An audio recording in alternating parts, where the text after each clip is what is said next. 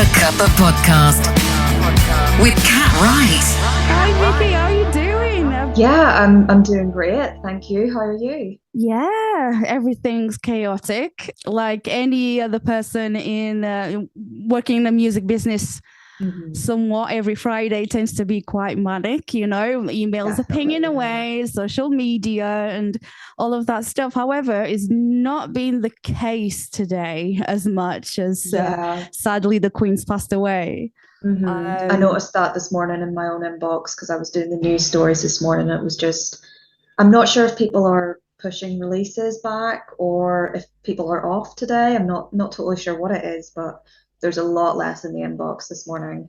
I've noticed, I don't know about yourself, but do you get a bit overwhelmed sometimes about everything? Your phone pinging away. And I don't know if you've noticed now that there seems to be a lot more music releases on a Wednesday as well. Does your emails go crazy as well on a Wednesday? Yeah, definitely. Because I was moving last Wednesday, was when I came over here. So I wasn't checking my email like all day. And then I went on and there was like 40 unread messages just like in a short space of time. And I was like, I can't cope. I know. I think in a way it's a blessing and it can be a curse sometimes. You know, I love, we love doing the things that we do in the music business, like writing about artists, talking about artists and talking to artists as well. And which I'm going to touch upon that a little bit because is in the music business, like I do a bit of radio, I write, and I talk to artists as well. And that's something that you do as well. So I'm going to touch upon that because it's really exciting to actually meet your peers. You know, I don't know if you've ever come across some people who are always a bit like, I don't know. I think jealous is is too strong word, but some people aren't as supportive. Have you ever come across that throughout your career? Yeah, or they think it's just kind of like an easy job where you just get to talk to musicians and listen to albums all day. Like people don't really get what goes on behind the scenes, all the editing you have to do, all the emails you have to read. People don't always understand what the job is, like, especially with interviewing. People think it's really cool. It's just sitting having a chat, but there's always a lot of preparation goes into that people don't see behind the scenes. Personally, I suffer from crippling anxiety. Me too. Yes. And I don't know if people realize sometimes how, for myself, I have for every interview that I do, regardless of being an artist, someone who works in music or whoever it is, a friend, I have to prepare. I have to psych myself up. Yeah, definitely. It's not easy. And you always get that kind of moment of absolute panic just before you go on a meeting or go on to an interview. It's just that moment of absolute panic. You feel sick. Like sometimes for really big interviews, I'm just totally useless for like a full day beforehand because I'm just mentally preparing myself and trying to like talk myself down, you know? And also, like, obviously as an interviewer as well, like you always aware of, shall I ask this question or not? Are this person going to think that I'm a bit, I don't know, if I'm stupid almost. That's a personal thing sometimes. For me anyway, I'm always questioning things. What am I going to ask? Maybe I shouldn't just think about it too much. I'm just going to do it, let it flow. But then at the same time, it's like, well, I want to make sure that I do my best work because sometimes it's like you might have gotten interviewed a band or whatever and they just went with it just flowed, it was fine, fantastic, but there are the artists that can be a bit like a lot of ums and and they don't know what to say and you just like, oh my god, did I just ask a question that was perhaps like silly or they don't want to answer but they don't want to be rude or it's tough to find that balance, and you always have to remember like you're talking to people, maybe like they're having a bad day or you're having a bad day, and sometimes the answer, like, it just won't flow as well, the conversation. Sometimes it is just one word answers. Sometimes it's not. Sometimes maybe it is about preparation, but sometimes it's just about what day you're catching people. But the first instinct, I think, is to like blame yourself and blame the questions that you're asking people aren't responding super well to them. How did journalism start for you? How did it all start? So for me, I've loved music for a really long time, but I don't know if I just didn't really know that music journalism was like a specific thing I could do. But on my first week at university, I went to like the fair where all of the clubs and societies are, and I met with people from The Edge, which is an entertainment magazine at the University of Southampton. And basically, someone came up to me and was like, would you like free gig tickets to write reviews about music you love? And I was Yes, like, sign me up. yes, please. So I quickly got involved with that, got into writing album reviews for them, and just totally fell in love with it. The year after that, I was on the committee for that club myself. I was the music editor of that magazine for a year, which again was just so much fun. Southampton's a really great place to be for a music scene. There's so many gigs. It's just a great time. And that introduced me to a lot of PRs, a lot of people in the industry. And after that, I started working with a few other publications. I've been with Gigwise for a little while, and I'm actually still at university. I'm just about to start my final year of university. Final year. Yeah. This is like the third year is the most difficult one. Mm-hmm. Well, for me, actually, it's technically my fifth year because Oh, okay. I study French and Spanish. So my degree involved a year abroad as well. But of course, my year abroad was planned right during COVID.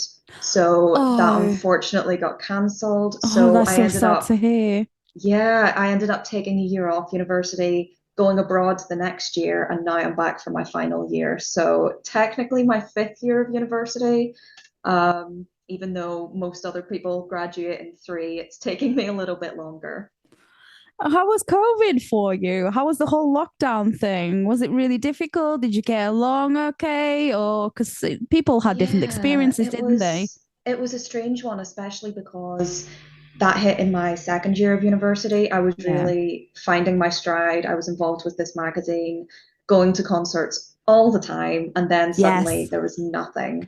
I'm from Northern Ireland I for could tell by the anyone, accent. yeah, for anyone who could tell by the accent or was maybe struggling to place it. So I ended up going back home for quite a long time. I was back and forward to Southampton a little bit, but otherwise I was back home.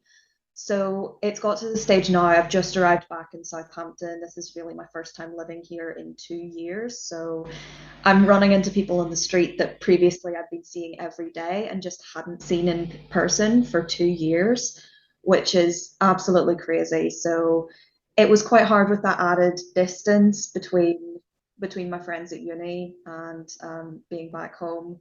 And then, of course, moving to France for a year in the middle of it, another very strange thing to do, especially COVID was still going on at that point. Still going on now, but there was more travel restrictions back then, so that added another lovely layer of stress into my life. Oh, so being from Ireland, how does it compare to Southampton?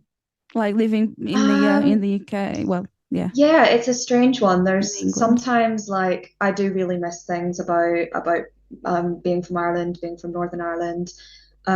In terms of like a music scene, Southampton is just a better place to be. There's not so many concerts and things like that in Northern Ireland. We don't really have any music festivals or anything like that. So to come here and be able to go to gigs every week if I wanted to, that was a On a big school deal. night, On a school night, yeah. it feels almost Um, feels a bit naughty, doesn't it? Like, but it's yeah, for it's like I work, it's shouldn't for be able to do reviewing, it's this. Yeah. okay. I can have a pint or two or whichever drink of choice. Yeah. Oh, that's really cool. Like from for me, like I was born in Portugal. Hmm. I have lived I've lived in England since 2002, so a very long time. And it's I've always loved music, like a bit of Hmm. everything for me. I grew up watching the MTV, Yeah. yeah, when we had music videos, I which know. no Music longer videos is the on thing, TV. right? Just not It a thing was, anymore. yeah, yeah. No, I'm kind sometimes I miss it, and but we've got YouTube now. I don't know if Yeah. people pay much attention to YouTube nowadays for music as such. Yeah, I Um, think music videos. I guess, just aren't so much of a thing anymore because everything is on streaming. I've also noticed as well a lot of new artists are calling them visuals or visualizers instead of music Hmm. videos, which is a strange kind of change. I don't know how much that's going to catch on, but I was like, am I old? Am I using outdated terms now? I It don't caused a bit of a know. panic. I think like obviously visualizers work quite well for platforms like TikTok. Of course. And I think that music videos are coming back. There's a lot of reactors now, and reactors, they're just like, oh, I watched this video, I found it really cool, and then word of mouth is so powerful. Hmm. So I think it's coming back, but obviously sometimes like, especially with we're gonna go back to talking about cost. Like creating a music video, getting people to do it, it's not cheap. Exactly. Yeah. And obviously, if you do a visualizer, it's going to be much cheaper. You can do it Hmm. for, a fraction of the price, but also, it'd be for all the platforms. Hmm. So, especially nowadays where everything costs a fortune, I especially if you are a know. musician, Yeah, right? exactly. And there is kind of this rise of you've got bedroom pop, you've got DIY, aesthetics are coming back again. So a lot of people are choosing to make music videos and visualizers themselves just because it is the most cost-effective thing to do, especially, of course, during COVID. No one was doing live shows, nobody was getting paid. It was sad. It was Yeah. I was very sad. But for me, like on a personal level, it was just like, right, this is what we've got.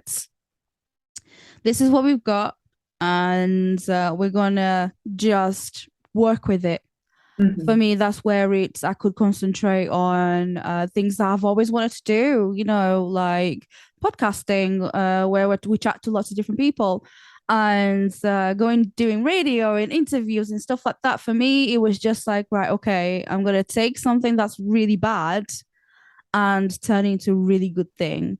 So, on a personal level, it wasn't too bad, but I can recognize for other people that, might have not been as good as it Yeah. was for me. Yeah, I feel the same way because I think without having that year off in the middle of my degree because of COVID, Mm. I was obviously working with the university magazine at that point, but because I had all of that free time, I had another job during that year. I was actually like teaching English conversation, tutoring people Mm. in English. But during that time when I had more time, that allowed me to get in touch with people and find new publications to work with. And that brought me just some of the best opportunities that I've had in the time that I've been doing this. So I definitely don't regret taking time off university. I think I was able to make the best of a bad situation. It's just like see what we have and then go, go along with it because if you just well, it's sometimes it's easier said than done. You can't just Mhm. say, oh, oh, just do it. It's not as simple as that, but it's can recognize it's been difficult for some people, especially for people who just before COVID were like, I'm gonna do this musician thing full time, and then COVID just like bam, no, Mhm. you're not. Sorry. Yeah. But on the other hand, there were so many bands that started because of COVID. They had nothing else to do. Yeah, exactly. They It's had it's nothing so else to do. strange. And now you're getting bands going on tour, maybe for the first time in their career, even though they've maybe released quite a lot of music, they're finally getting to play live and really introduce it to people, which I'm sure is really strange for a young band, probably not something that's ever really happened before, looking at different music scenes where people have started and released a lot of music without actually playing live or playing live in the traditional settings that we know. Yeah, absolutely. And talking about bands now, we've touched upon like the underground people, unsigned, the people that just started now, but interviewing people, which like of the artists and bands so far that you've interviewed, which one's been your favorite so far? Good question. So probably the one that was one of the biggest for me. So one of my first major interviews, the one that I was so nervous for Oh, bless was you. Taylor Momsen from The Pretty Reckless. That was a really big deal. I've known their music for such a long time, and that was an absolutely massive opportunity for me. I'm not sure. I think I would do the interview very differently now if I was looking at it, but because I was just starting out, I was just so excited to do it. It was my longest interview. It was a full-length feature. So that's always one that's very important to me. And then more recently, I did a cover feature for Gigwise with Bob Vylan, who were just an absolute delight to talk to. Again, that was quite a big feature for me. That was like 3,000 something words. So it was Nice. much longer, much more writing than I was used to. I'm used to a lot shorter interviews, but again, it was just such an amazing experience. That sounds pretty cool. Yeah, I feel a little jealous now. I wanted to interview those two. I mean, I get the nerves, just Hmm. before an interview and stuff. Looking back, like I've interviewed quite a few bands, but looking back, I think I was very nervous to chat to Nico from Electric Callboy. Hmm. I was very, very nervous. But also, I was in a hotel about to go to a festival to do interviews at a festival. So I was in this hotel. I needed to you know, get sorted to go on to to go on site, and their internet connection was really bad, and my internet connection was really bad, and getting like cut off in the middle, and I'm just like, oh my god, please not now. I was Yeah. so nervous, It's a so problem nervous. with these Zoom interviews, online interviews, even over the phone can be a little bit dodgy sometimes because that it doesn't really help the conversation when you're getting cut off, people are disappearing from the call. It can adds just another layer of stress to it. When you're interviewing bands and artists, do you normally do it like we do it now, like via Zoom, or is it like on the phone, or we what? How do you do it? Most of the time for me, I think the vast majority of my interviews have been on Zoom. Mm, Um, I've actually, because obviously I was all over the place, after I got started in music journalism, I was doing interviews from Northern Ireland, I was doing interviews from France. I've actually only done, I think, one in-person interview, one or two. So yeah, this is really what I'm used to is the Zoom interviews, a few of them on the phone as well. There's been some setups where I'll do a phone interview and I'll have the phone on speaker and I'll have my laptop up with just like Audacity running because I don't have any like professional recording software or anything. So I'm just kind of recording from one device onto the other, and I keep checking to make sure it's all working okay because it's my biggest fear that a recording doesn't work and I have to remember people's answers, and that whole idea just puts a lot of stress on me. So I'm always very careful to know that the recordings are working right. that's happened to me. I'm interviewing somebody, and I can't even remember who it was. I've done quite a few, but I'm doing this thing, and we're talking for nearly 2 hours, and this was really interesting. And then I'm like, where is it? Where is it? Yeah. Where is it? And then I'm like, oh, found it. And there was the video capture, but no audio. And I was Oh so no. sad. I think I wanted to break everything that day. Yeah. I think honestly, before every interview, especially the bigger ones, I will have a nightmare that the recording hasn't worked or I've forgotten to record it. Like I have that recurring nightmare every time I have an interview coming up that something technologically has gone wrong or just that the artist doesn't like me, but there's always that anxiety playing in my head. I know how that feels like. I can relate so much. And especially nowadays as well, like when we're doing interviews, I try to be really careful with what I say, but also with pronouns.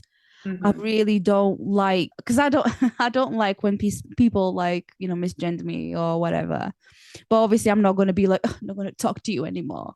It's just more of like educating other people and being Hmm. like, well, this is how I identify myself. Thank you, Hmm. and from now on. But because I feel that way with other people when other people do misgender me, and I try really hard to, if I don't know how they identify, I try to go by they, them anyway.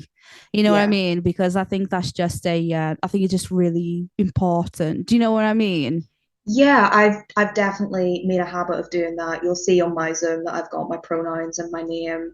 Yeah. Um, just to kind of let people know, like, hey, if you want to share something about your pronouns, if you like want to tell me anything for the interview, like let me know. I'm not gonna act weirdly about it. Sometimes it's a case of like looking on people's social media before the interview. It's part of the Hmm. research process for me. Um, or I will just ask. Sometimes there's people use a couple of different pronouns, like she and they, something like that. And I just always ask, like, do you have a preference to what I use in the article, or mix it up a little bit, use both? And I find people tend to respond quite well to that. If I don't know their pronouns before, I will just ask in the interview. They're comfortable sharing. After a while, you kind of just like you get used to just asking. I think it's just a polite thing to say, to ask. And but then I wouldn't get offended unless that person did it like purposely. You know what I mean? Like they were Hmm. being mean or something like Yeah, that. yeah, Then I'd be a bit exactly. like, I'm not gonna talk to you anymore. Hmm. Do you find like in the in the music industry, is it becoming more inclusive or more work needs to be done? I think there's definitely positive signs. Like I always try and look for the positive in these things. Mm-hmm. We're not there yet. It's like that like just being a part of the music industry, we're not there yet. But I think probably one of the biggest changes I've seen over the last few years is in festival lineups. Obviously, there's some where it's just all your standard male bands, but I think the big ones, you've got Glastonbury. I was at Primavera Sound this year, and it was a very, very balanced lineup. And it's just good to see big like musical institutions like Glastonbury, for example, that are taking the step to give people more of a platform, to show off more people's talents, and that's something I really like to see. Obviously, there's still problems. People who are like maybe women, queer people, people of color who are still having a really hard time in the industry. Um, but it's not all bad. There are some positive steps being taken that I've seen, definitely. Mm-hmm. I agree with everything that you said. I just like I would like to see festivals, especially like the heavier music side. I'm Hmm. not gonna name festivals, but I would like to see like more diverse, headliners, and that's for sure. Because it's like I get it. I get the you have to it's a business at the end of the day, but you also have to sell tickets. But I really believe if it was done more inclusively, I think the ticket sales probably would boom. I Yeah. think it would, yeah. But I think he's just taking that risk. And there are certain festivals in the rock and metal community that I think should be a bit more, a bit more inclusive and just take that risk. I think it'd be a good risk to take because obviously I know it's a business. I know they need to make money, Hmm. but if it was more inclusive, I really think that it would set an example, to Hmm. follow the bands. But yeah, in the alternative scene, I think there's a lot that needs to be done. Yeah. It shouldn't take 10 years for an artist, especially people of color, to take them to the level of popularity that they deserve. And I want to see more. I want to see more. I want to see more gays in days. I want to see more. On Yeah. our festival lineups and more underground and unsigned bands as well. I want Yeah. to see more of those. I want to see. That's what excites me. I think there's a lot of bands coming through at the minute that are just doing such a good job, and they are getting these spots on festival lineups, which are amazing. I mean, unfortunately, there's always going to be someone in the comments section saying like, "Oh, you shouldn't be here," or "You've only been put on the lineup because you're such and such, you're LGBT, you're a person of color, you're a woman," and that can be really frustrating because you kind of get the sense that, okay, no matter what I do, people are always going to think I've been given this opportunity because of To such tick and a such. box. Yeah, to tick a box. And it's just very frustrating when you see that directed at such talented artists that you know deserve to be on all of the main stages, and people just won't look past their own prejudices or their own ideas about what the alternative scene should look like. There's this alternative band that I'm obsessed with at the moment, RTO. RTO, they are like mega supporters of, the LGBTQIA plus community. I can't Mhm. believe I said that in one go. Yay me. And they're in the alternative scene and they're doing a lot of work, but they're still like on the like under the radar alternative, like they call it like dirty pop, Mhm. but it's just a bit more like I'll just call it alternative. Yeah. And they're doing a lot of great work and promoting the queers of Leeds, and I like that. I really like that, and I'm obsessed with them at the moment. But they're working so hard to be included in the lineups of festivals and stuff like that, and they are amazing. If you don't know them, go check them out because they're really really good. I'll definitely look them up. There's just so many. I could honestly, I could talk about music until like, till whenever. Yeah, And me too. well, I'm going to ask you this because I find this question quite, the answer to this question quite interesting.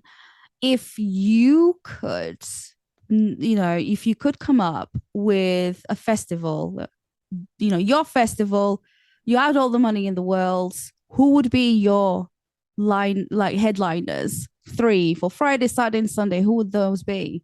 Oh, yeah, that's a tough one. I You've mean, got all the like money. I'll give you, there we go, all the all the money. money. All the money. Um, well, I suppose you can look at it sort of a couple of ways. You've got like the legacy performers, the ones that have headlined a lot of festivals in their time that you really, really just want to see live.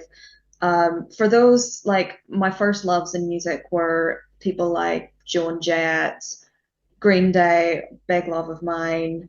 The Cure as well. That's a lot of different like rock genres coming together, but those are always going to be like my first loves in music. But when you get to like newer artists, more up and coming artists, I think Bob Vylan. Second time I brought them up here, but I think they should be headlining everything right now. I think any festival that doesn't have them on the bill is missing a trick.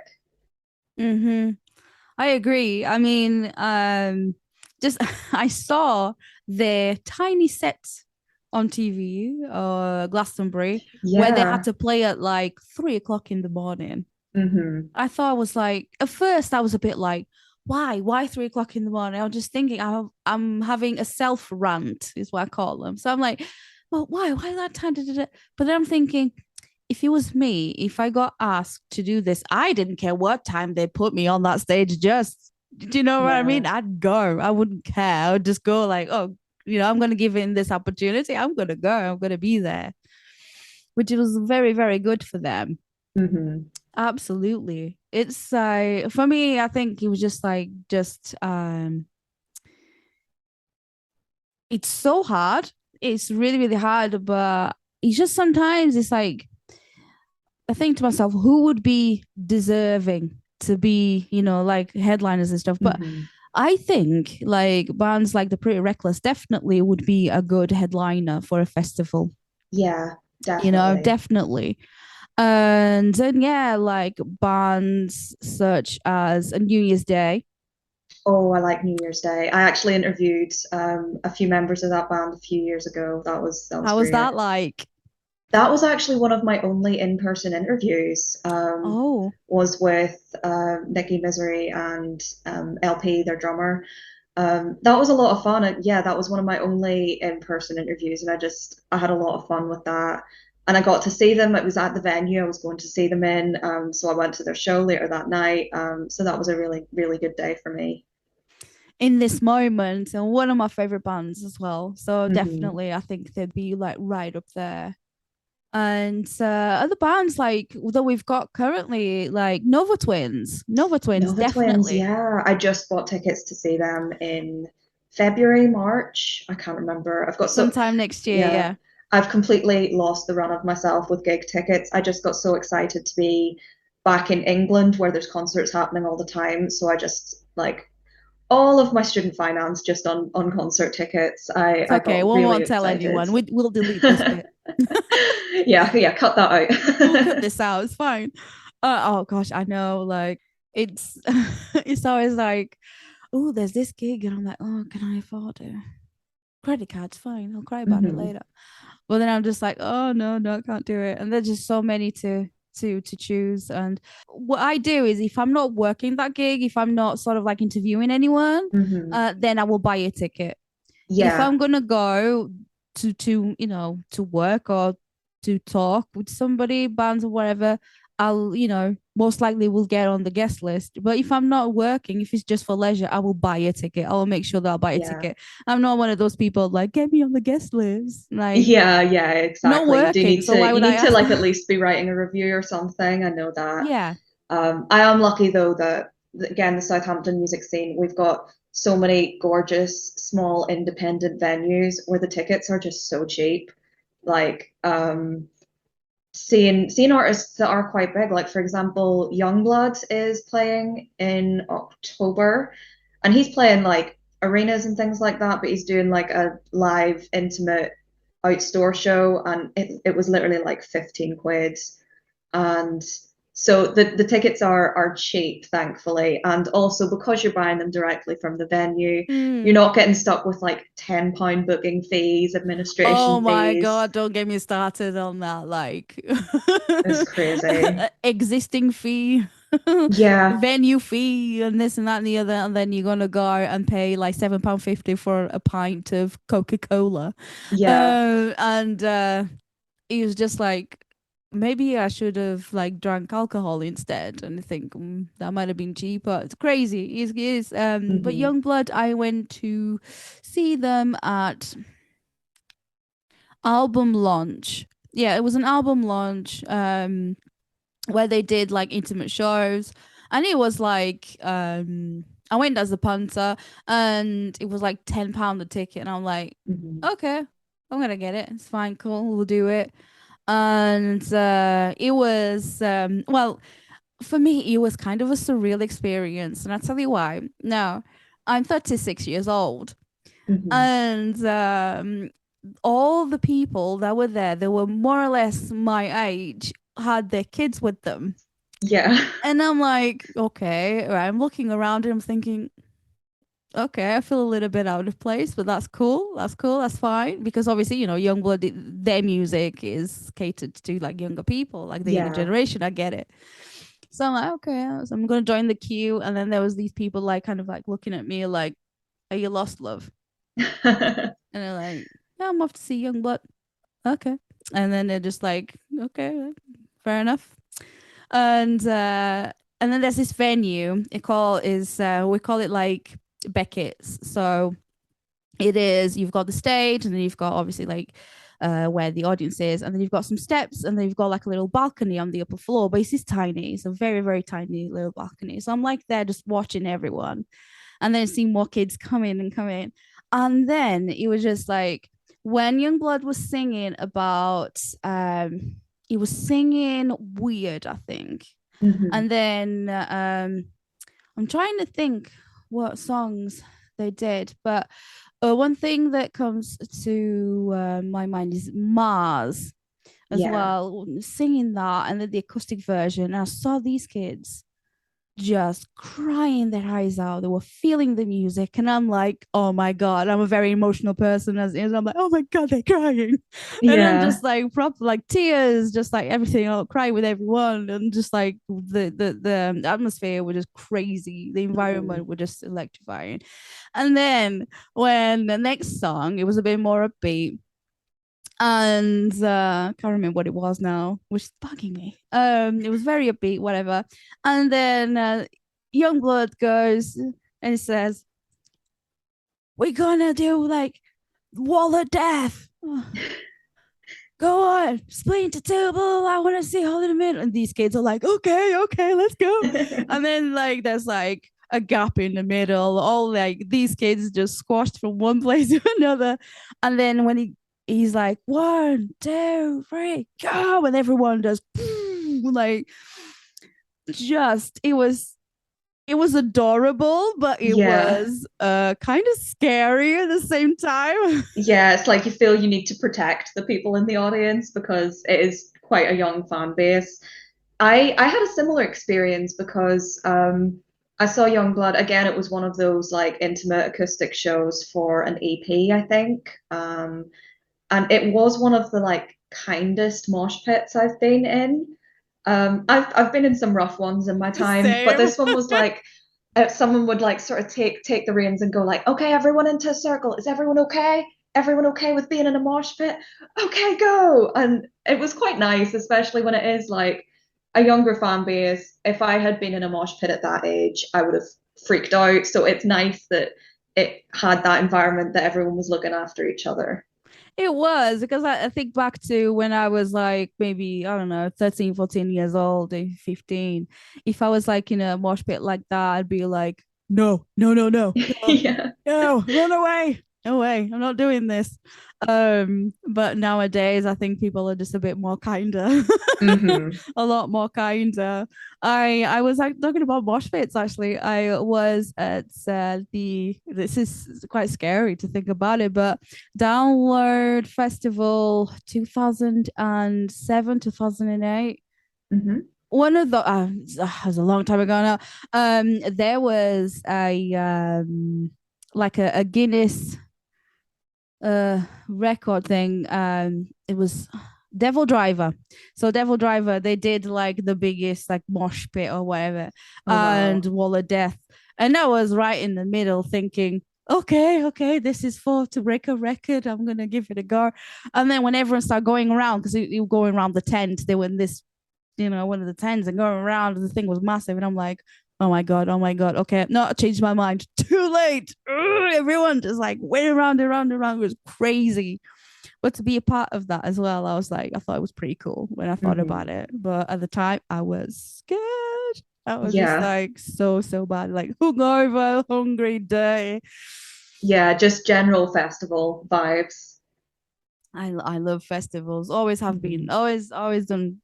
Loved festivals. And but one of my favorite bands is Paramore. Now, Hmm. love Paramore. Only saw them once. Back at Download 2007 in this tiny tent.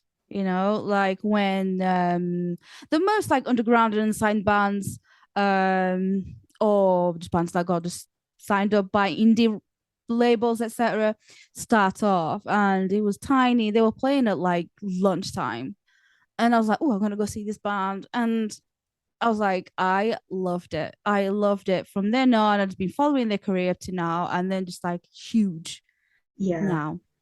And do you have a band like that? That's what Paramore's like to me. Um, wouldn't be as big a band, but I've had that kind of experience with Fontaines DC, Mm. the Irish band. I'm a big fan of their music. The first time I saw them was it was in Southampton, of course. I managed to get a press ticket for that one, which was excellent because that gig had been sold out in advance. So I was Oh, I very love when that pleased to get a press happens. It's like, ticket. yes, And my plus one was also very pleased that I got the press tickets for of that. course. So that was in the 1865. So there would have been one of the venues, like my favorite venue in Southampton. So there would definitely have been under 1,000 people there. It was a great gig. It was wild, and it was just after their first album had really taken off. So it was kind of this idea of okay, we're probably never going to see them in a venue like this again. A couple of years later, I saw them playing Custom House Square in Belfast. It was an outdoor gig, part of a in Northern Ireland, we don't really have music festivals like they do here. We would have like sort of series of concerts in the summer. So this was one of those, and this time it was a couple of thousand people. Again, a lot of fun. I went to that one with my dad, and we had a great time, like right Oh, up at the front. And then the third time, so this is the band I've seen more than anyone else, I think. wow. Okay. The third time was this summer at Primavera Sound, and they were playing the main stage, like going into the evening, they were playing the main stage. So there was tens of thousands. I don't even know how many people were at that. I was right at the front, right in the pit. And so it's been amazing to see them grow like that. And I've sort of been at a concert for every stage of their career so far. And I can't wait to see them again. I wonder where they're going to go next. Have you ever interviewed them? No, It's but on the it's list. on the bucket list. Yeah. Yes. Is there any artist that are on your bucket list? Oh, so many. Like, I think my Let's do ultimate a top dreams, three, I think. Top top three. three. Green Day would be massive for me. I Mm. love Green Day. I've seen them a few times. That was kind of my introduction to rock music. So that was a really big deal. I just did a podcast because of myself and a few friends have started a podcast called Records That Made Us. Oh, And that's really good. so it's one of us each week, or not each month. However, we're still very at the start, so I don't know how often they're going to be coming out, but we choose an album that like defined us. And I just I spent a love that whole idea. episode I could go talking on about forever. American I've got so Idiot. many albums. I know it's for the best that I have a podcast now, because otherwise, like, people in my everyday life would have to listen to me talk about it all the time, and people are starting to get tired of that, I think.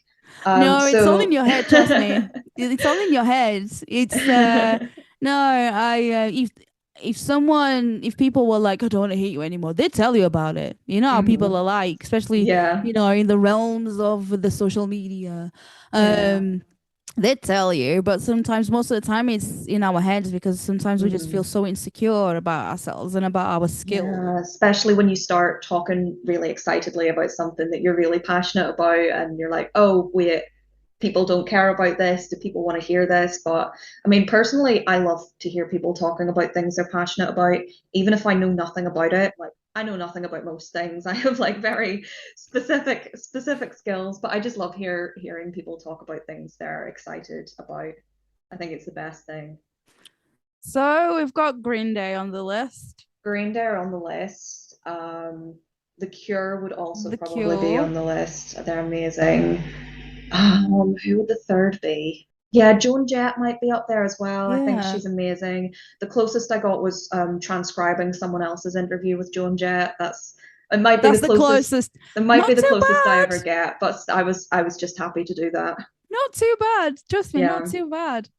That sounds perfect. Did you go to see Green Day in their latest run in the UK? I did, yeah, with Fall Out Boy and Weezer.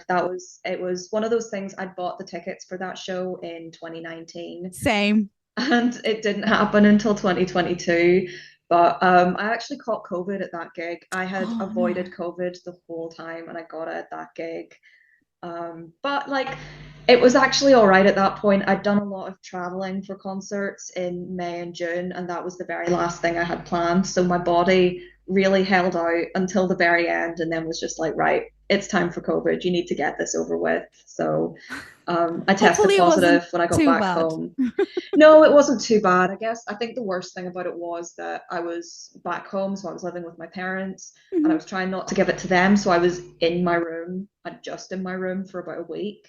And then at the end of the week they got it anyway. So I didn't have to spend all that time in my room. Never But mind. yeah.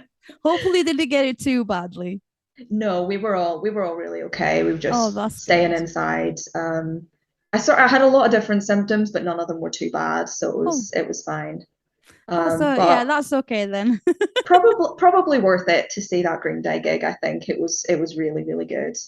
I caught COVID for the first time after a gig as well, actually. I Yeah. went to see Bowling for Soup Hmm. at one of my like favorite venues ever. I love the Brixton Academy. I Hmm. love Brixton Academy. Have you ever been? I haven't, no. So I love it for two things. It's an iconic venue in London, but also is because the way it's laid out. Basically, I'm only like 5'2", so Hmm. I'm quite a short person, and the way they've got the stage, and then it's just sort of like it goes like up a hill, so it's like slanted, Okay. and so wherever you are, yeah, in the audience, wherever you are, you can see the band. That's a good thing. We need more places like that. We do. Yeah, we do. We need more places like this. And it was just like I had a great time. It was packed. It was bowling for soup being supported by Simple Plan. Yeah, Simple Plan. I was never a big fan of Simple Plan, but they brought it. It was a very good show. I had a really, good experience. And then after the gig, I decided to well, I needed to save money, so I decided not to stay over in London and get a coach, the last coach from London to Leeds, where I live. Hmm. And this was late at night and just like took forever. It takes about 4.5 hours, whatever. But I'm like, do you know what? I'm going to be asleep. But I felt so rough. I thought I had a bit to drink, but this does not feel like a hangover. And the next day, I was feeling so bad, thinking, oh, maybe I just got a really bad hangover. But Hmm. then I was just like, the next day, I was just like, oh my God, I don't feel good. What's this? And he was like, I remember it like it was yesterday because it was Bowling for Soup played Valentine's Day, 2020. And then the following day was my husband's birthday. So I remember it quite well. And I was just so ill the next day. And then just spent like 2 weeks in bed because I didn't really know what I had, but I knew because I'd had swine flu before, Yeah. like a few years back. So it felt really similar. So I thought, Hmm. oh, this feels contagious. I'm not gonna go anywhere. And then with all the symptoms and stuff like that, COVID, great. And then I got COVID again last year, a Hmm. bloodstock Oh yeah. Yeah, that's the problem with them. It's always concerts and festivals, isn't it? with another 2,000 people that got COVID Mhm. a bloodstock. Yeah. Oh, it was so bad, but my life is fine. Hmm. But it wasn't as bad the second time round as it Yeah. was the first. The first time it was just like so bad. I thought I was gonna die. It was awful. But then it was just like, when people were like, "Oh, it's just the flu." It's like Yeah. this flu's killing people. Like not just the Hmm. flu. But Especially right at the beginning, everyone was just saying it's a flu, it's a flu. And then suddenly, like, the rest of my uni term was cancelled, and it was like, okay, need to start worrying, I think. yeah, and then it's just like being Poland and not being able to go anywhere. Yeah. Not be able to do anything and having to wear a mask all the time. And now I'm used to Hmm. it. I'll wear a mask from time to time if it needs be. Hmm. But now I understand more about it. But at the time I didn't really understand what was happening to me. So but then like so many gigs got cancelled and stuff like that afterwards. So many. Life got cancelled almost. You know what I mean? Like life as we know it just and a lot of people that I know was so used to their routines. So Hmm. used to their routine, you wake up and you have your breakfast, whatever, you have a wash, stuff like that, and then you go do your thing for the day, and then you come home, and so you're just so used to your routine, and then all of a sudden, it's just everything gets taken away, so suddenly almost, and you find yourself having to work from home and having to consider, oh, do I go out shopping or not? Do I order it in? Am I going to get it delivered? And all of this stuff Yeah. happening. And a lot of people found themselves in the feeling depressed. And there was a depression that they'd never felt before.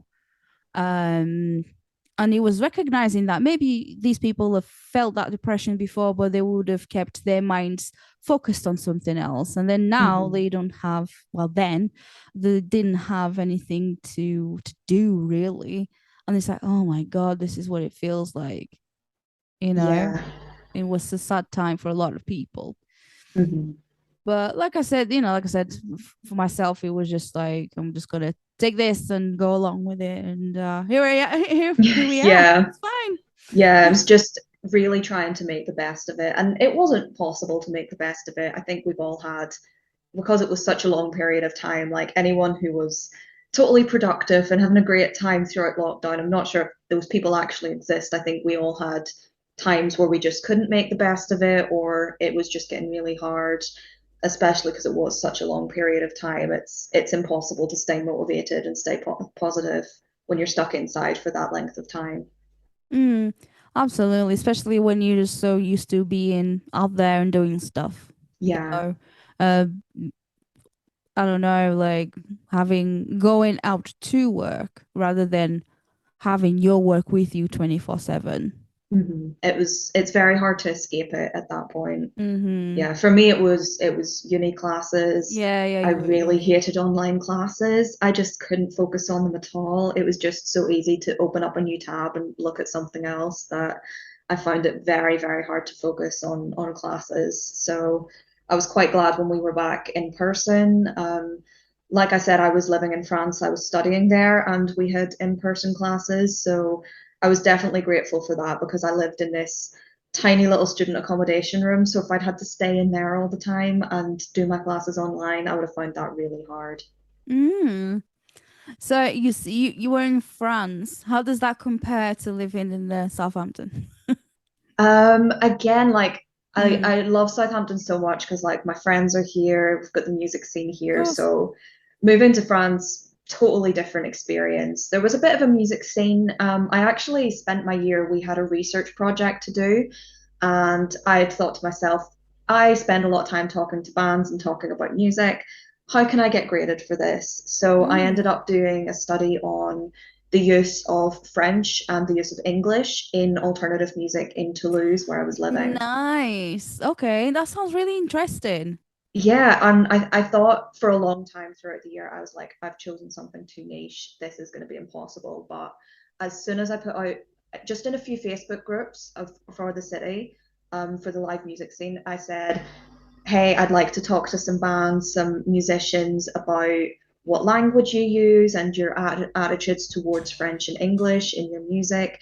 And I got such a good response. I even had to like turn people away. I could only take on certain Oh. people for interviews, and it was just amazing because I wasn't expecting to get very interesting results. Just kind of some people use French, some people use English. Here's why. But I then had people coming to me saying, "Oh, I sing in French and English, but I also sing in German. I also Mm. sing in Occitan, which is the regional language of that area. I also sing in like Louisiana French." So I just got to talk to really, really cool people who were using different languages in their music, and that was a lot of fun for me. So I really enjoyed that research project, which isn't something a lot of people can say. I know a lot of people who did the project on something they maybe weren't as interested in and just didn't have a good time with it.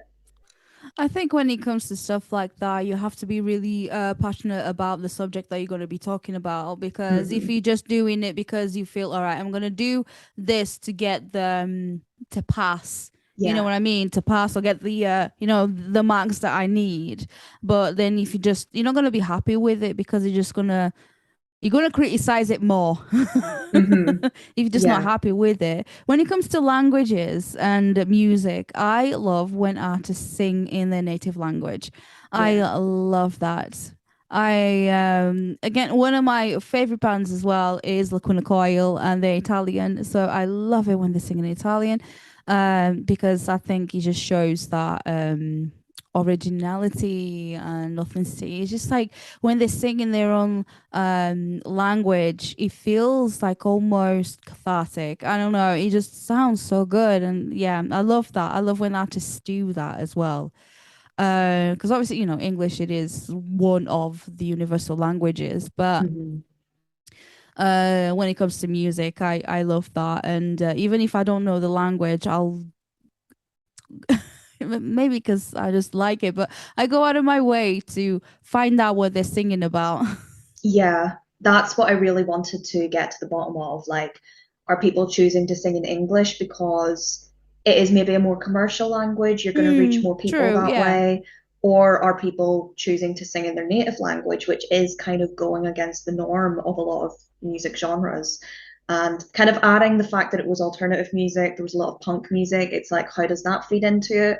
Punk music, especially, is always about going against the norms and doing your own thing. So it was really interesting to apply that to the research as well. And somehow I managed to like cite the Clash, like add the Clash to my list of references in that academic essay.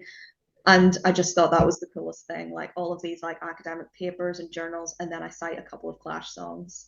I was very pleased with myself. That's really cool. Like when we're just like proper nerding out over this, Yeah. and then some people are gonna be listening to this like, what? Why is that so good? I'm like, yes, so interesting. I like my face. I'm Yeah. like, Yeah, so while music journalism isn't really related to my degree, like I said, I'm studying yes, French and yeah, yeah, yeah, Spanish. yeah. I still get those opportunities to use it, even if it's not the languages directly. It's kind of a knowledge of language and linguistics. That means I always have a lot of fun interviewing artists that use languages other than English or languages as well as English. I've been quite lucky to talk to some people about that recently, so that's been a great experience for me.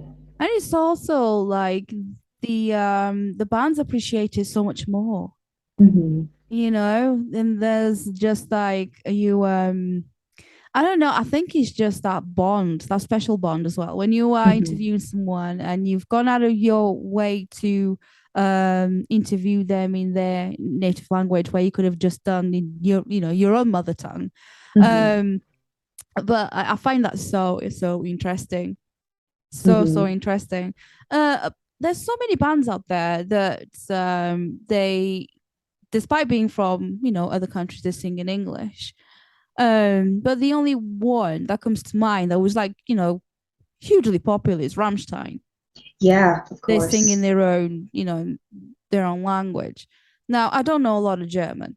And I know that their subjects can be a bit, controversial and stuff like that. They put on a hell of a show though. Hmm. Put on a hell of a show. I've heard Anyway, that, yeah. you know. Um but I don't know of many of the bands apart from like Alien Weaponry. They are from New Zealand, so they do a lot of their songs in a native language, in their dialect as well, which is pretty cool. Yeah. But there isn't many bands out there that you can say like they just sing in their native language 95% of the time. Yeah, especially well-known bands. If you sort of dive further into different music scenes, Mm-hmm. I was speaking to a band called Melon Melon recently, who are Mm. from Wales, and they sing quite a lot in Welsh, which I think is amazing. And they were It's a saying that very difficult language to learn. it is, yeah, I've heard that. But apparently, actually, if you learn the alphabet, it's actually quite easy to read. So once you kind of get the English or get your native language out of your head and think, okay, this letter actually sounds like this letter actually sounds like this. It's not like the English or whatever. It's quite easy to read, but yeah, so I love talking to people about languages when I I love can, languages. yeah, when I can get that in with talking to people about music as well. I'm in my happy place. Oh, absolutely. For me, like being bilingual as well, like English is my second language. I Hmm. speak Portuguese. However, uh, being here for so long, and my husband's British, my kids are British, so we speak English all the time. Hmm. And but then going back to my mother's house, my sister's house and stuff, we we use both.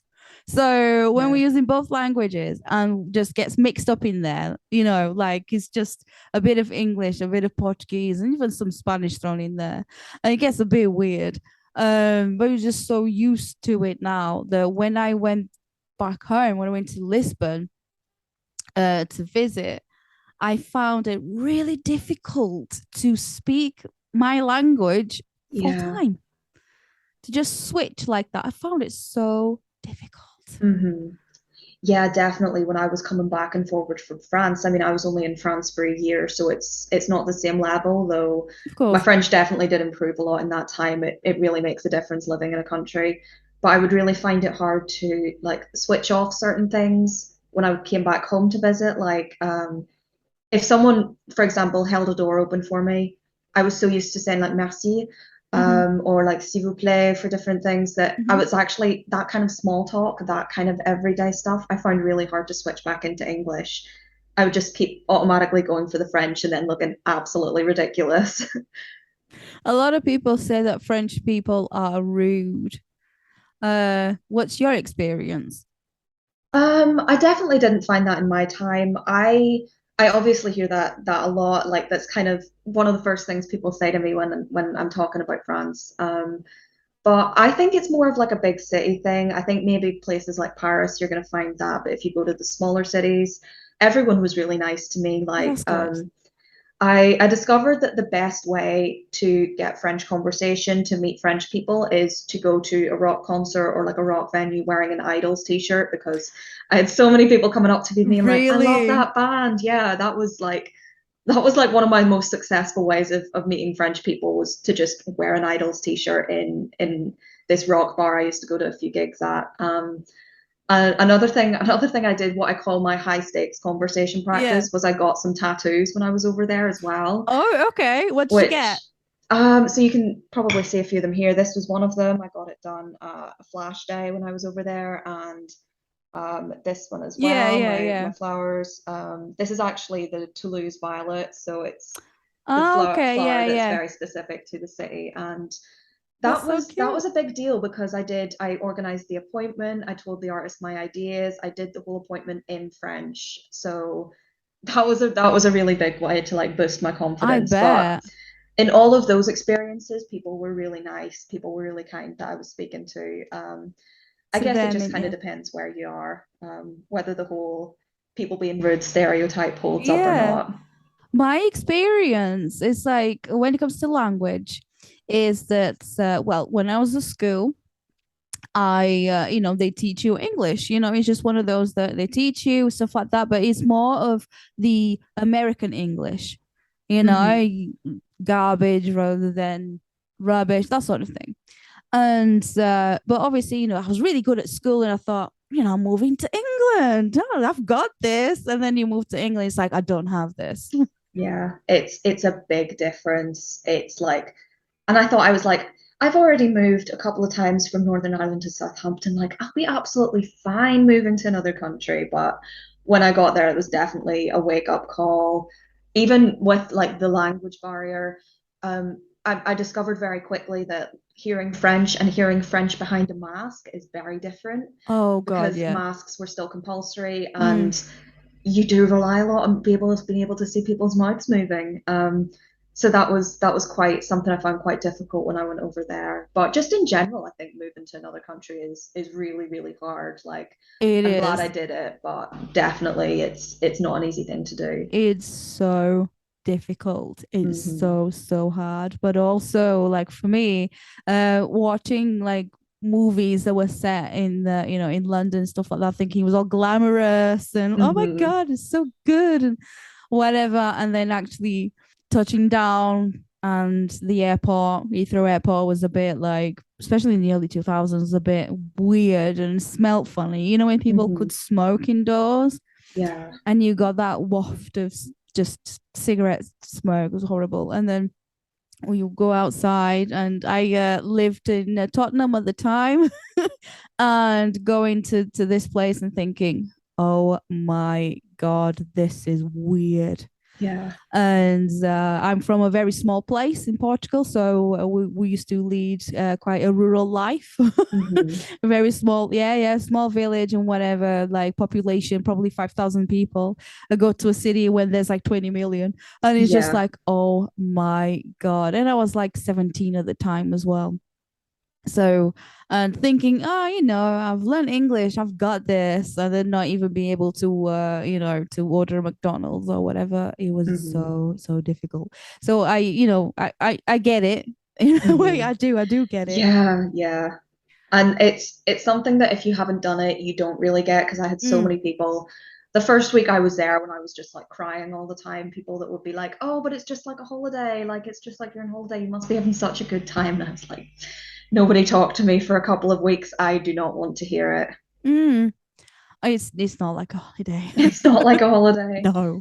It's not like a holiday when you have to like, pay your bills and do the grocery shopping and everything like that. It's just not the same. A holiday is when you pay for somewhere in advance. You don't have to deal with bills. You don't have to call people Hmm. to deal with stuff like that. Like grown-up stuff. You don't Yeah, have to yeah, deal, grown up stuff. right? You don't have to deal with any of this stuff. You're just there to have a good time. And then it's like, no, this is not a holiday. I have to go talk to some important people about some important stuff. It's like, it's my life. I have to do it, otherwise I'm gonna not gonna make it. And Hmm. then reality almost like sets in, as a daunting reality of being a Yeah. grown-up. Yeah. So much responsibility. It is so much responsibility. And I just, yeah, but it's fine. We're all here, we're all fine.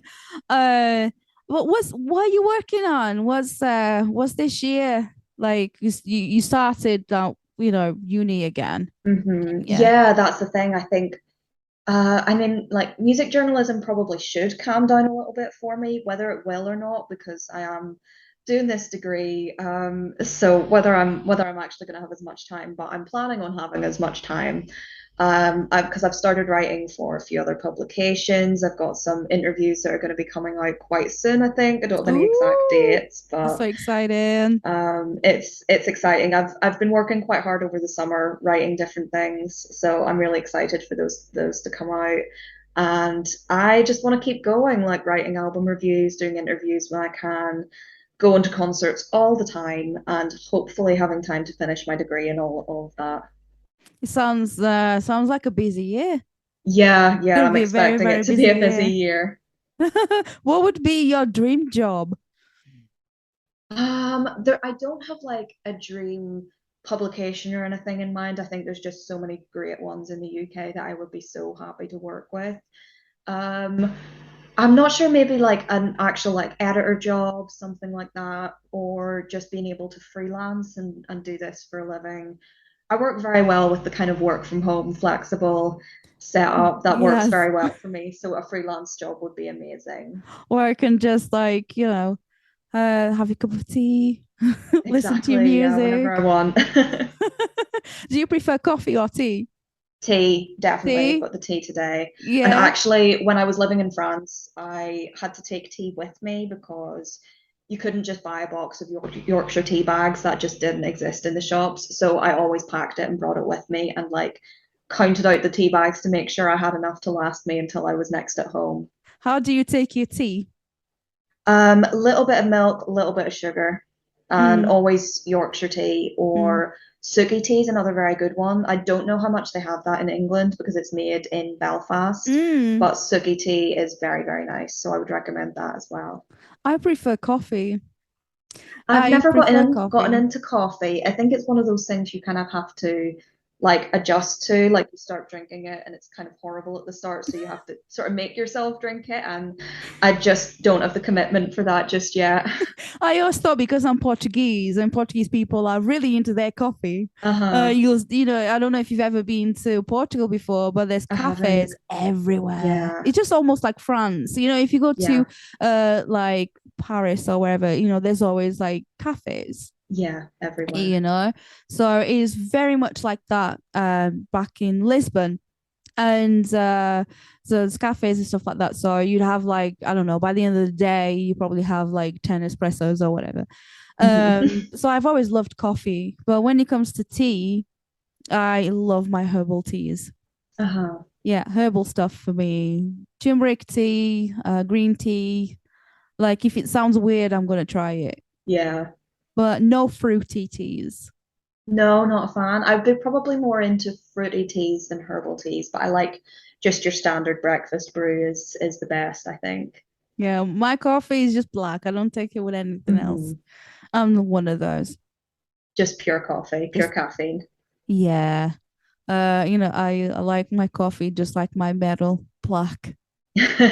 Or like my soul black. That was another Black. joke someone said. Yeah. Not a lot of people get that, but that's just a weird one. Uh, Oh, it sounds like you're gonna have a very, very, very busy few months.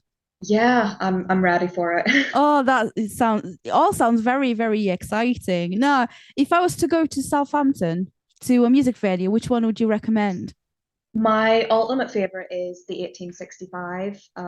It's one of the smaller venues, but I've never been to a bad concert there, and I think even if I did go to a bad gig, it would still be a good time because it's the 1865.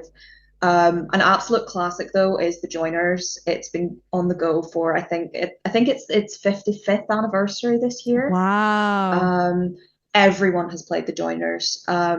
If a band has come up in the UK or anywhere else, like Green Day have played the Joiners, Placebo have played the Joiners, like they've just got this wall of names that of people who have played in that venue, and it's incredible to see the kind of people that have played on that stage. They actually have a book Oh, where they've got a lot of the lists of like gigs that happened by year, and it's just amazing to go through and see just how famous some of the artists are that came up in this tiny venue that holds a couple of hundred people. I have a lot of books. A lot of books. Do you read I read a a lot, lot? yeah, especially over lockdown and when I was away studying last year, I had quite a big commute. So Mm-hmm. I really got into reading, and I especially love reading books about music as well. Autobiographies, biographies, just general nonfiction about music. I really Same. enjoy. I prefer non-fiction rather than fiction. I don't know why. I think I've always preferred like reading about my favorite artists or Yeah. reading about music as well. I'm proper Hmm. like really into this is sounds sounds like a proper nerd, but um how reading about sounds now, how Hmm. everything's how music and instruments, how each instrument sounds like, and the just the theory of sound. Yeah. When you listen to something, for me, I listen to a song, and most people would be paying more attention to the lyrics and to the person singing said song. For Hmm. me, I'm always paying attention to the drums. I'm paying attention to the synth. I'm paying attention to the all the other stuff going on around Yeah. the singing. And I'm just like, oh, sounds like this and it sounds like that. So I like to just pick it apart as much as I can. Hmm. But that's me. I love that kind of stuff. Can't help it. Yeah. And there's some really great books about at the minute about so many different kinds of music. Like I read one this year, it was called Rip It Up and Start Again, and it Hmm. was all about post-punk. And this was a thick book. This was like I think maybe like 600 pages with tiny, tiny font. So it was kind of like reading like the Bible or something. But I loved it. It was just so in depth about all the different post-punk scenes that were happening in the 70s and 80s. And it was just amazing. Like I think most other people would look at that kind of book and be like, what's going on? But I was like, I was just absorbing Well, all you're of just it. like And it was great. engrossed. It's proper like I'm like that with with just stuff about music all the time. Yeah.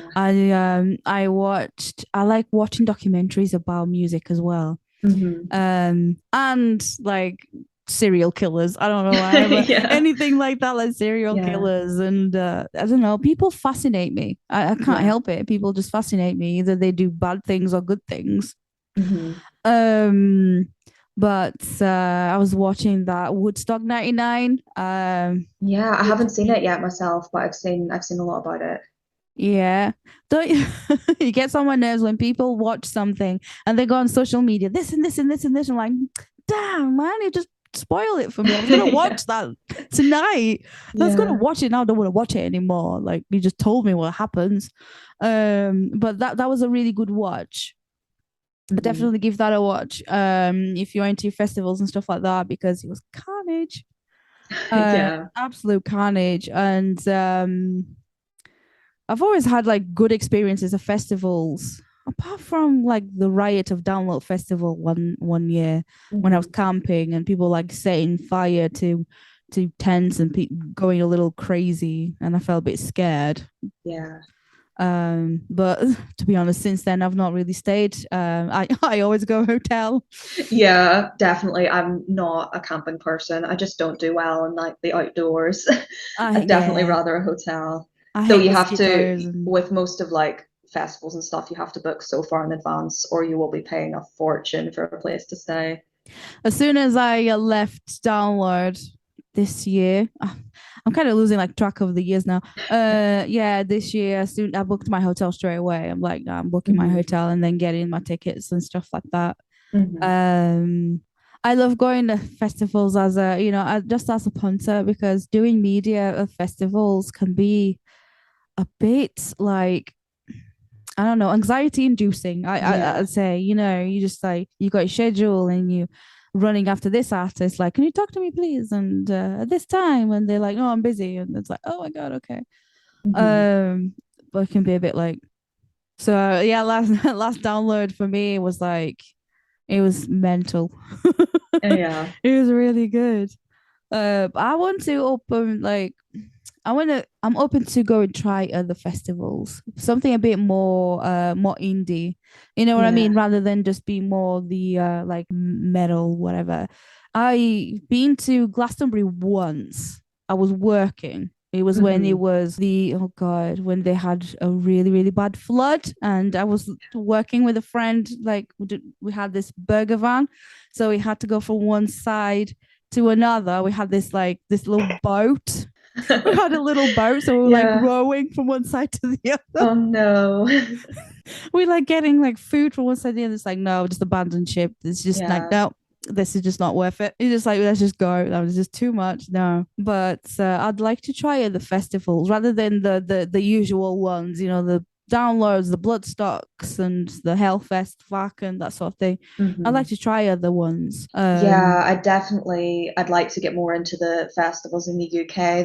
I really haven't been to that many, so I'm hoping this summer, like I'm going to be back in the UK, probably still in England. So looking forward to some festival announcements so I can plan what do I want to go to, what do I want to try and manage to get a press ticket for. That's definitely my goal for next year. Recently, Slam Dunk Festival have announced a bunch of bands. They did, yeah, I saw that. It's quite a big And announcement. it was a big, big announcement. Inner Shikari and The Offspring being one of those, two bands that got announced as headliners, which is Hmm. really cool. But I want to see more. I know they're bringing back the old, like, early 2000s emo bands, which is, for me, it's great. But I wanted to see a bit more, again, Yeah. diversity. I wanted to see a bit more like different bands in there. Hmm. Hopefully, there's more to come. Maybe I can just email them, say, what about this one and that one? Maybe Yeah. I can persuade them. I don't know.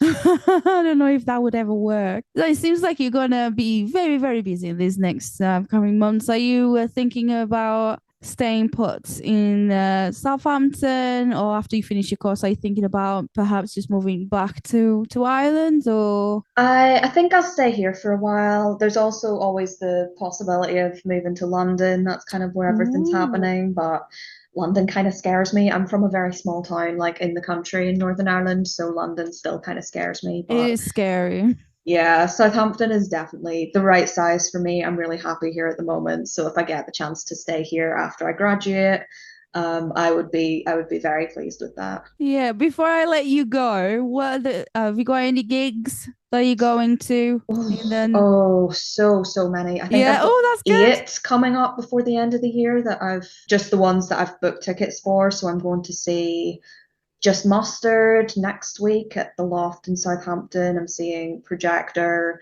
Youngbloods, Wargasm, and Yeah, Scene Queen, The Pretty Reckless, Yard Act, The Cure, and Placebo. I'm going up to Glasgow to see. My sister lives up there, so nice. my dad and I are going over to see The Cure and Placebo in the same weekend, which is Oh, just so wow. much fun. And then, yeah, I've got a few things booked for next year as well, way in advance, like Nova Twins, Nice. Dead Kennedys. I'm seeing. I Oh, saw they were wow, coming to okay. Southampton, so I was like, obviously not the original lineup, but I was like, I've heard like So, the lineup they've got is pretty good, so I was like, why not? Big Joni as well. I've got a ticket to see in January, so I've got a lot of concerts coming up. That's not even including the ones I'm gonna start emailing and trying to get press tickets for if I want to write a review for them. So yeah, I've got a busy schedule up ahead, which is great. Thank you so much, Vicky, for having a chat with me. I think if we could have carried on until I know, God knows when. I just looked at the time. I didn't just looked realize at the just how time. much time has passed. This is great. I had a really great time. Hopefully we can do this again in the future. I'll catch up Absolutely. Yeah, let over me a know. cuppa. Yeah. The podcast you're working on, what was it called? It's called Records That Made Us, and it's available on Spotify. Awesome. I'll make sure I'll check it out as well. Give it a share Great. and a Thank like. you. We've got a few episodes up already, and we're really excited to keep going. Honestly, it sounds like a fun idea, and I could talk about music until whenever. Yeah, literally same. Thank you so much. It was so nice to meet you. You too. I had a really great chat. I had a really great time. Oh, thank you so much. Grab a Cuppa podcast with Cat Wright.